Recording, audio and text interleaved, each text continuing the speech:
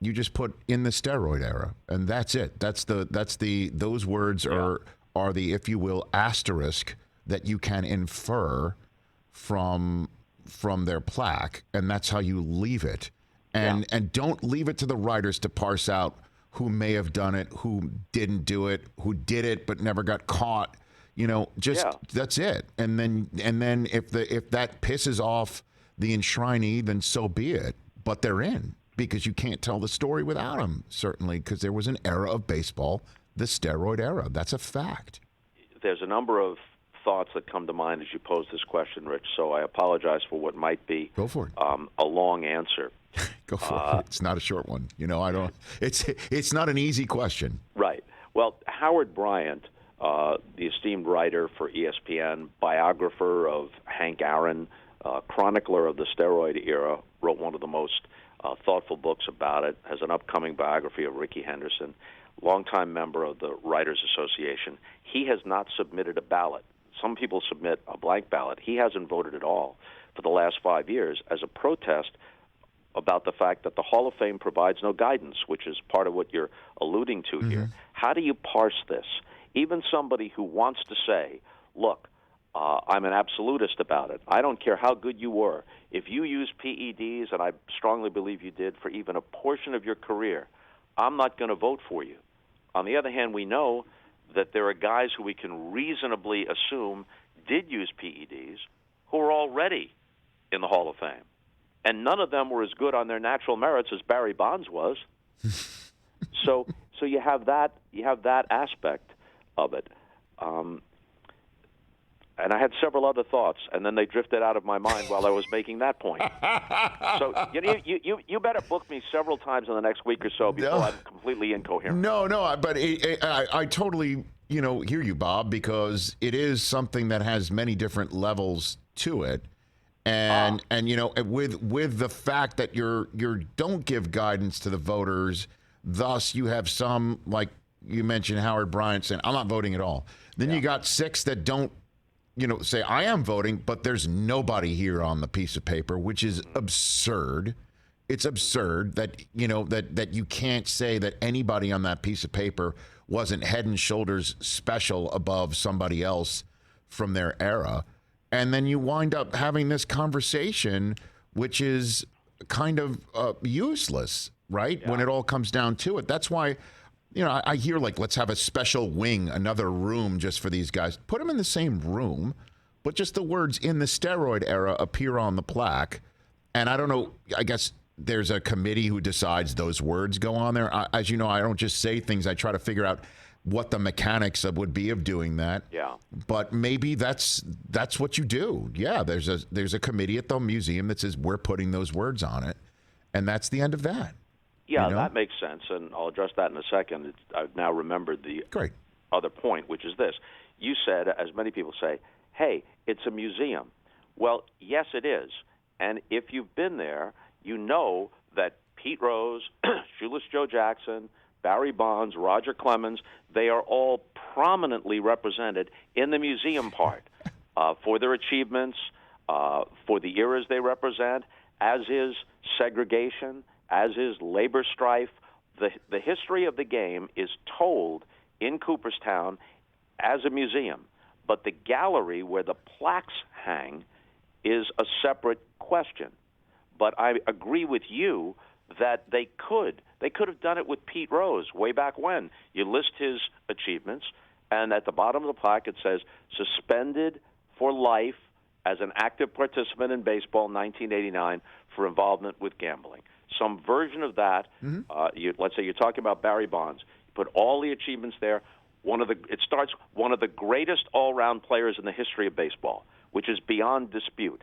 And then something toward the bottom that says accomplishments discounted by some or diminished in the minds of some for involvement in the steroid era.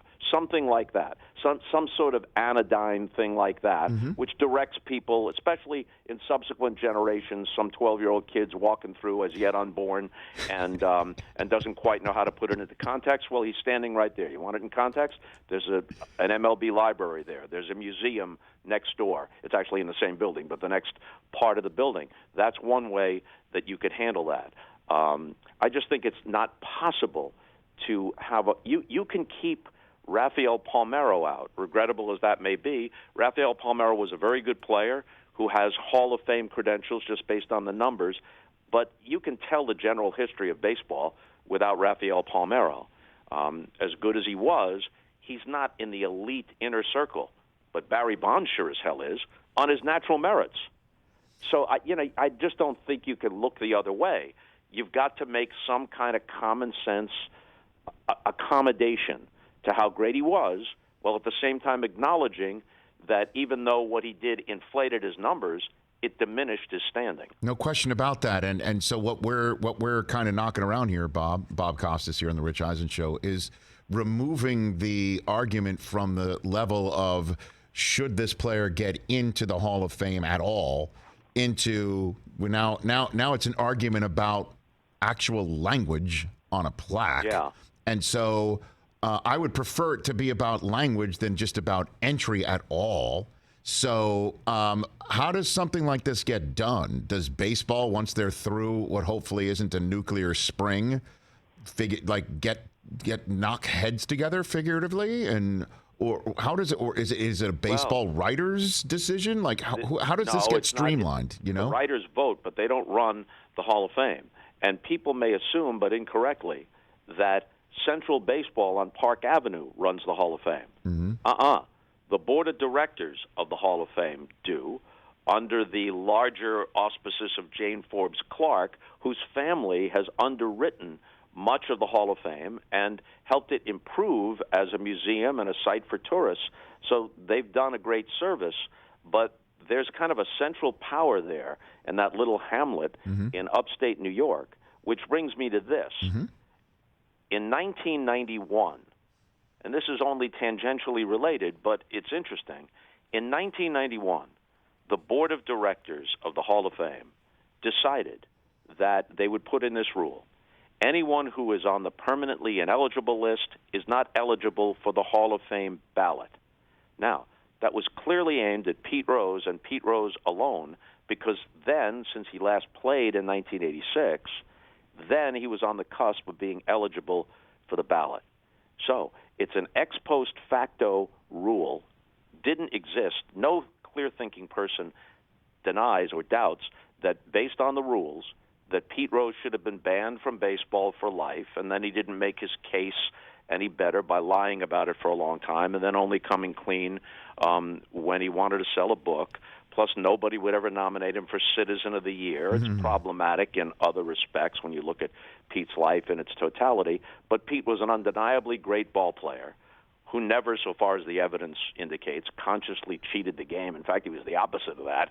He lived for the game, and he played all out at all times. So they put in this rule after the fact. Now think about that. Think of the people, the various miscreants for their off-the-field activities and steroid users and whatnot, who at least are on the ballot. They get to be considered. Pete Rose has never been considered. It just doesn't make any sense. Now, everywhere you turn, I said this yesterday at the end of the broadcast on MLBN, Pete Rose is banned from baseball. This segment brought to you by DraftKings and BetMGM.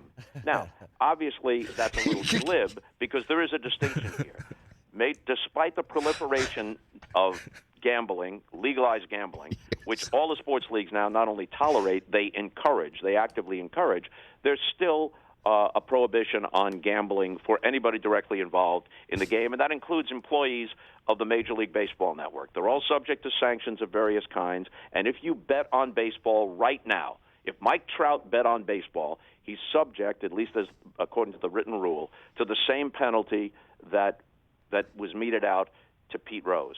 Okay, fine, but still, think about Pete Rose, who's now 81 years old, and in the present atmosphere, gambling's being encouraged. What harm would it do? Not to put him in by acclamation, but to put his name on the ballot. Let him be considered the same way that Barry Bonds and Roger Clemens were considered yesterday and have been considered for the last 10 years and will be considered again by veterans committees. Hey, you watched all the way to the end. Thanks for that. Watch more right here.